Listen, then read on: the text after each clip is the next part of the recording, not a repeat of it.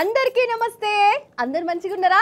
Eeshwarappa homeo clinic సమర్పించు ధూమ్ ధామ్ ముచ్చట. ఇక ముచ్చట్లు షురూ చేద్దాం. జజ్జనకర్ జనారే జూబ్లీ హిల్స్ బీఆర్ఎస్ దే. నిజం చెప్తున్నా, ఇప్పటికిప్పుడు జూబ్లీ హిల్స్ నియోజకవర్గం దిక్కు పోయి ఆడ ఈ తాప ఏ పార్టీ గెలుతుందని అడుగురి. 199 మంది కారుకే తిరుగులేదని చెప్తారు. ఇది నా మాట కాదు, అక్కడ జనం చెప్తున్న మాట. ఎవరి నోట ఇన్నా కారుకే మా ఓటని అంటురుల్లా. ఇంకో దిక్కు జూబ్లీ హిల్స్ నియోజకవర్గం అంతా గులాబీ జాతర నడుస్తానన్నట్టే మారిపోయింది. మన కేటీఆర్ సారు రోడ్ షోతోని రంగంలోకి దిగిండు. ఫస్ట్ రోజే ధూమ్ ధామ్గా నడిచింది. పారి మనం కూడా ఆ రోడ్ షోకు పోదాం. పారి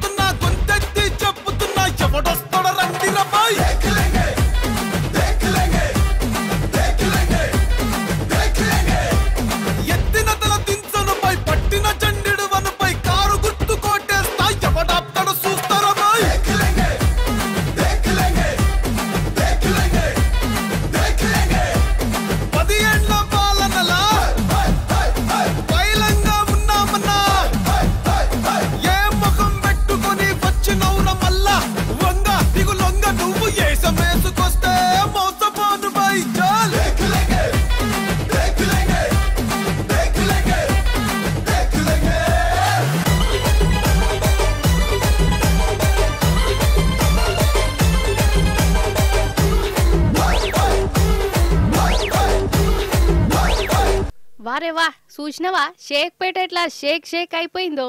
నిజం చెప్తున్నా, జూబ్లీ హిల్స్ బస్తీలలో గులాబీ జాతరనే నడిచిందోలా. అసలు ఈ జనం చూడు, ఈ జేజేలు చూడు.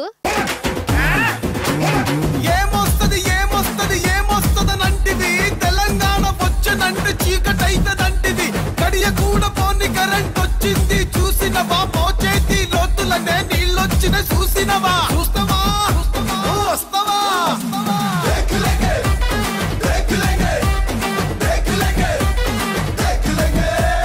పల్లెల్లో రైతన్నల సంబురాలు చూడరా, పట్టణంలో రాలుతుంది పెట్టుబడుల జాతర. రాసుకోర పిట్ట, ఇది కేసీఆర్ అడ్డ. తెరలు కాదు తెలంగాణ, నువ్వు కింద మీద పడ్డ.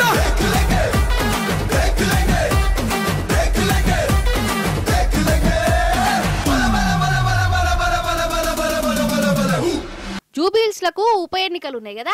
ఇక రామన్న రంగంలోకి దిగిండు. ఫస్ట్ రోజు రోడ్ షోను షేక్పేటలో పెట్టిండు.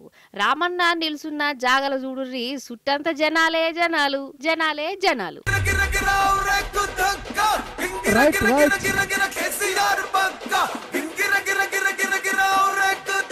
జెండాలన్నీ ఒక్కసారి పైకెత్తి రామన్నకు స్వాగతాలు చెప్పాల్సిందిగా కోరుతున్నాం.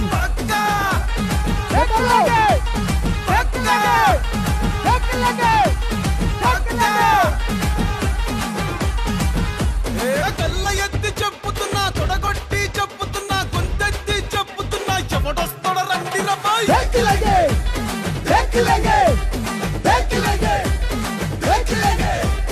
ఎత్తిన తల దించనుపై, పట్టిన చెండు వనుపై, కారు గుర్తు కొట్టేస్తా, ఎవడాప్తాడు చూస్తారా బాయ్.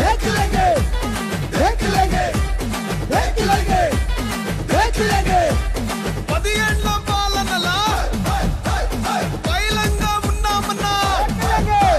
ఇక రామన్న స్పీచ్ ఇస్తుంటే షేక్పేట జనం ఎంత జాగ్రత్తగా వింటుర్రో చూడురోళ్ళ మీరే. రామన్న మాట్లాడిన ఒక్కొక్క మాట తూటా లెక్క వేలినాయి. 10 ఏళ్ల బీఆర్ఎస్ పాలన ఎట్టుండే, 2 ఏళ్ల రేవంత్ పాలన ఎట్లా బాడుపడ్డది, ఇవన్నీ జనాలకు మంచిగా అర్థమయ్యేటట్టు వివరంగా చెప్పిండు. ఇక రామన్న చెప్పిన ప్రతి మాటకు జనం సప్పట్లు కొట్టి హిమ్మతి ఇచ్చిరు. 2023లో భారతదేశంలోనే నెంబర్ 1 రాష్ట్రంగా మన తెలంగాణను 3,87,000 రూపాయల తలసరి ఆదాయంతో తయారు చేసింది కేసీఆర్ గారు. కరెంటు లేని రాష్ట్రంలో 24 గంటల కరెంటును తెచ్చింది కేసీఆర్ గారా కాదా? కరెంటు సమస్య పరిష్కారం చేసి, మంచినీళ్ళ సమస్య పరిష్కారం చేసి, గ్రామాలలో చెరువులు బాగు చేసి హైదరాబాద్లో ఇగో ఇట్లాంటి షేక్పేట ఫ్లైఓవర్ లాంటి ఫ్లైఓవర్లు ఒకటి కాదు రెండు కాదు 42 ఫ్లైఓవర్లు ఇగో ఇట్లాంటి షేక్పేట లాంటి బ్రిడ్జులు 42 ఫ్లైఓవర్లు కట్టి హైదరాబాద్లో ఇక్కడ అభివృద్ధి పల్లెలలో అక్కడ అభివృద్ధి చేసి మొత్తానికి మన రాష్ట్రాన్ని భారతదేశంలో నంబర్ 1గా నిలబెట్టింది కేసీఆర్ గారు. పరిశ్రమలు ఎట్లా వచ్చినాయి, ఐటీ ఎట్లా పెరిగింది, అట్లాగే పట్టణం ఎట్లా పెరిగింది, పల్లె ఎట్లా బాగుపడ్డది, ఇవన్నీ మీ కళ్ళ ముందు ఉంది. మీరు హైదరాబాద్లో 2023 ఎన్నికల్లో కూడా ఒక్కటంటే ఒక్క సీటు కూడా కాంగ్రెస్ పార్టీకి ఇయ్యలేదు. మళ్ళీ తిరిగి కేసీఆర్ గారికే జై కొట్టి ఆ రోజు జూబ్లీహిల్స్ నియోజకవర్గంలో కూడా మాగంటి గోపీనాథ్ గారిని మీరు అఖండమైన మెజారిటీతో గెలిపించి తిరిగి 3వసారి శాసనసభకు పంపినారు. ఏ కుటుంబం అయితే జూబ్లీహిల్స్ నియోజకవర్గానికి గోపీనాథ్ గారి రూపంలో అండగా నిలబడ్డదో ఆ కుటుంబం ఒక పెద్ద దిక్కును కోల్పోయి ఇవాళ మీ ఆశీర్వాదం కోసం ఆ ఇంటి ఆడబిడ్డ మీ అందరి దగ్గరికి కూడా వస్తూ ఉన్నది. తప్పకుండా ఈ ఆడబిడ్డను మీరందరూ ఆశీర్వదిస్తారని, తప్పకుండా మంచి మెజారిటీతో గెలిపిస్తారని చెప్పి నేను బలంగా నమ్ముతా ఉన్నా. అంతే కదా, రామన్న మాట్లాడిన ప్రతి మాట వాస్తవం. కేసీఆర్ సార్ ఉన్నప్పుడు ఉన్న స్కీములన్నీ ఇప్పుడు మాయమైపోయినాయి. బస్తీ జనం ఇళ్లకు బుల్డోజర్లు వస్తున్నాయి. అందుకే ఇక్కడ జనానికి ఇంకో ఛాన్స్ వచ్చింది. బుల్డోజర్ కావాలన్నా కారు కావాలన్నా ఇది దేల్చుకురుడు జూబ్లీహిల్స్ జనం చేతుల్లోనే ఉన్నది. కొడుతున్నామా జూబ్లీహిల్స్ మళ్ళీ ఒక్కసారి గట్టిగా జై తెలంగాణ, జై తెలంగాణ, కేసీఆర్ గారి నాయకత్వం, కారు గుర్తుకే. ఇక దిక్మాల మోందా తుఫాన్ అంతా ఆగమాగం చేసే కదా. వరంగల్ హన్మకొండనైతే మునిగిపోయింది. ఇక రైతుల గురించి తలుచుకుంటుంటే కళ్ళ పొంటి నీళ్ళు వెళ్తాయి. పాపం చేతికి అందిన పంట సత్యనాశ అయిపోయా. ఒక్కొక్క రైతు పరిస్థితి చూస్తుంటే పానం కలుక్కుమంటున్నది. అమ్మేతందుకు తయారు పెట్టిన పంట కళ్ళ ముందే వరదలు కొట్టుకపోతే ఎట్లుంటుందోలా. ఘోరం అంటే ఘోరం కదా. అగో చూడురి రైతుల తన్లాట ఎట్లున్నదో. ఏ ఊరు చూడు ఏ రైతును మెసిరి గిదే కథ, గిదే బాధ, గిదే రంది. నిజంగా రైతులకు లుక్సాన్ అంటే లుక్సానేనోలా. అసలు ఎరువులు దొరక్క అల్లాడినమ్రా భగవంత అంటే ఇగో ఎట్లనో గట్లా పంట పండించినాక కూడా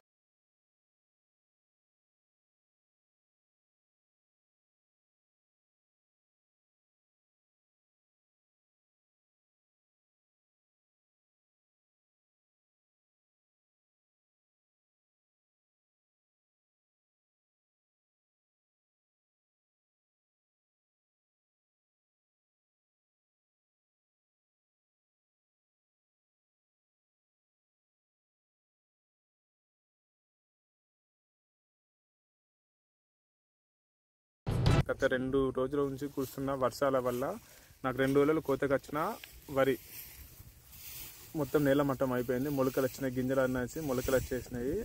ఆల్రెడీ దీన్ని ఈ దైనందిన స్థితిలో నేను ఏం చేయాలో నాకు పాల్పోవడం లేదు. కావున పాలనా అధికారులు కానీ యంత్రాంగం కానీ మా అందు దయతలిచి మాకు ఏ విధమైన నష్టపరిహారం ఇవ్వగలరు. సుశీరా తన్లాట ఎట్లున్నదో. పత్తి రైతులదైతే ఘోరం అంటే ఘోరముల్లా. చేతికచ్చేయాలకు ఈ వానలు కొంప ముంచినాయి. కాయలల్లో ఉన్న పత్తి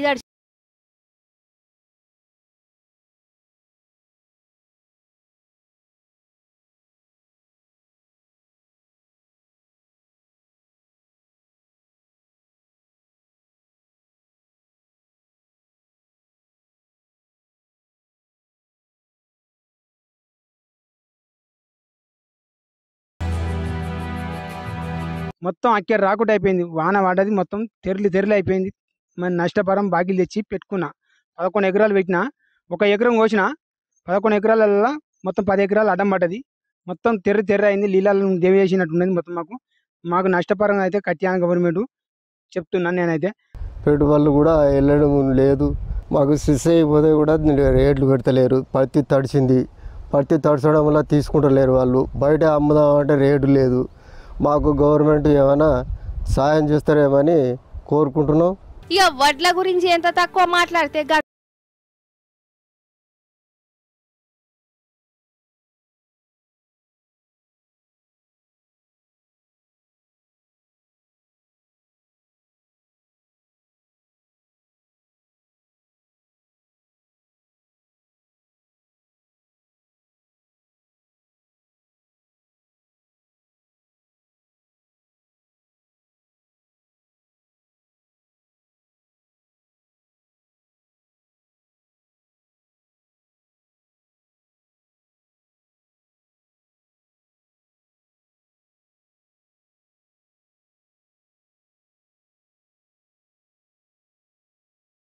ఇక ఇంకో దిక్కు మన రేవంత్ సారు గాలిమోటర్ల వరంగల్కి వచ్చిండు. రైతుల కాడికి పోయి జర మాట ముచ్చట పెట్టినట్టు చేసిండు.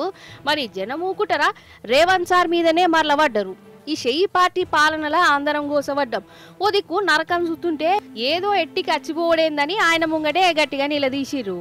అగో ఈనురి మీరు కూడా. తినడానికి తిండి లేదు, నీళ్ళల్లో 2 రోజులు సావాసం చేసినాం, నిద్రలు లేవు, ఆగారాలు లేవు, పాములు వచ్చినాయి, తేళ్ళు వచ్చినాయి, పడి చచ్చిపోయినాం.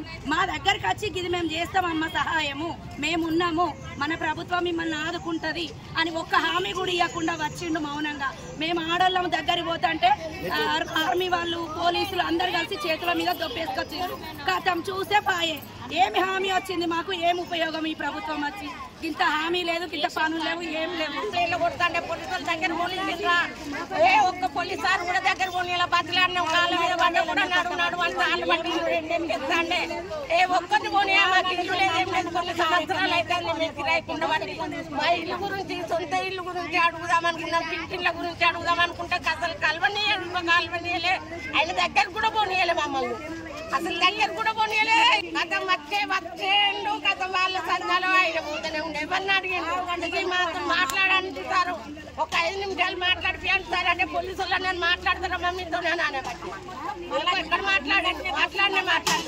ఈ జిల్లా ఆ జిల్లా అని కాదోల్లా అన్ని జిల్లాల పంటలకు పెద్ద లుక్సాని అయింది. ఇప్పటికన్నా సర్కారు సాయంగా ఉండి ఇమ్మతీయాలని రైతులు దండాలు పెడుతుర్రు. అన్నట్టు మనం పెళ్లిలకు దావతులకు పోయినప్పుడు ఏం చేస్తాం? మంచిగా బంగారన్నంతో కడుపు నిండా తింటాము. అట ఇంకా ఉత్తిగా చేతులు ఉప్పుకుంటా పోవద్దు కదా. చెయ్యి గడిగినందుకు కట్నం చదివియాలి, సోంపు బుక్కాలే పోవాలి. అయితే ఈ నడుమ చాలా మంది కాడ పైసలు ఉంటలేవు, అంటే జేబులో ఉంటలేవు, బ్యాంకులో ఉంటున్నాయి. కానీ ఇక గట్లే జేబులో పైసలు లేకపోయే వరకల్లా కట్నం ఇయ్యాలని ఉన్నా ఇయ్యలేకుండా పోతురు చాలా మంది. అందుకే ఒక పెద్ద ఆయన ఏం ఉపాయం చేసిండు ఎరికేనా? చూడుని జప్పున. అరేవా అగో చూడు రోల్లా జేబుకు స్కానర్ పెట్టుకొని తిరుగుతుండు, పేటిఎం కొట్టు అనుకుంటా.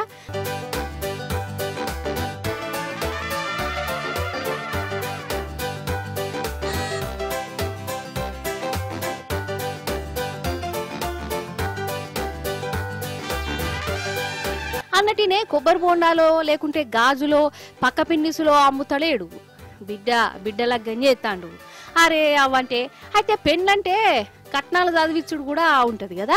మరి 101 రూపాయి 1116 అనుకుని కడుతుంటారు. ఇక ఇక్కడ చిల్లర పంచాయతీ బాగా అవుతుంటది. ఇక ఈ నడుమ చాలా మంది పైసలు కూడా దగ్గర పెట్టుకుంటలేరు. అందుకే ఈ పెళ్లి పిల్లోళ్ళ నాయన ఏం చేసిందంటే వచ్చిన సుటపోలకు కడుపు నిండా తిండి పెట్టి దర్వాజా కానే నిలబడి కట్నం చదివియాలనుకునేటోళ్ళు నా జేబుకు స్కాన్ చేయుర్రి, ఎంత కొడతారో గంత కొట్టురి, చిల్లర లేవని మొహమాటానికి ఓకురని చెప్పుకొత్తాండోళ్ళ. ఇక గిట్లా స్కానర్ను పెట్టుకొని తిరుగుతున్న పెళ్లి పిల్ల నాయనను చూసి వచ్చిన సుట్టపోలు కూడా పరిచయం అయ్యారు. ఇదేదో మంచిగానే ఉన్నది పటు, దుఃఖంకి పోయి గిఫ్టులు కొనుడు, పైసలు పెట్టేతందుకు కవర్లు కొనుడు, చిల్లర కోసం అటు ఇటు దేవుడాడు అవన్నీ తప్పినైతే అంటురు. మొత్తానికి పెళ్లిళ్ళు కూడా డిజిటల్ అయిపోతున్నాయి పో.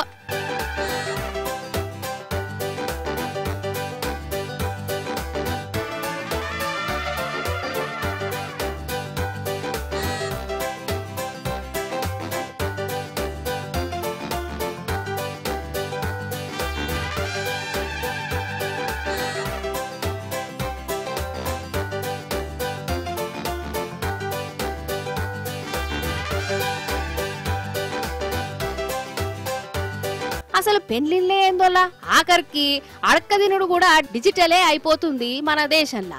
ఈ పెళ్లి పిల్లోళ్ళ నాయన అన్న కట్నం గిట్లా పేటిఎంలా అడుక్కుంటుండు.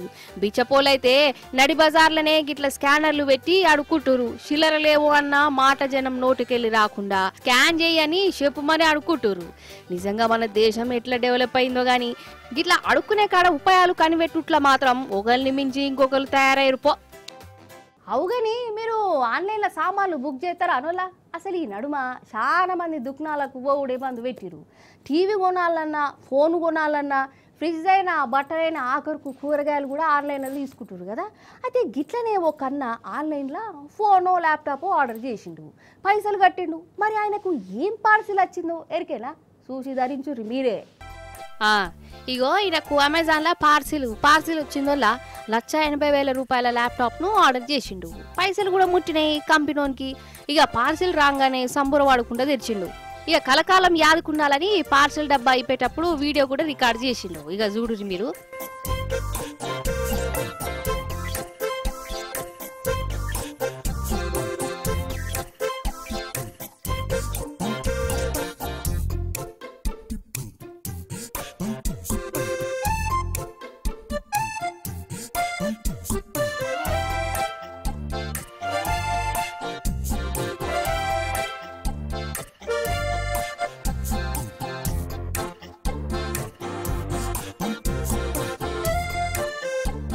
చూసిరా ల్యాప్టాప్, ఇది కొత్త రకం ల్యాప్టాపా? ఈ నడుమ గిట్ల కూడా వస్తాయని కారణం ఆడారు. అయితే ల్యాప్టాప్ పంపురా నాయనా అంటే వాడు గచ్చుబండ పంపిండు, గచ్చుబండ. ఇక చెప్పు కథ, 1,80,000 కట్టింది గీ బండరాయిని కొనేతందుక. ఇక ఏమనాలి చెప్పురి.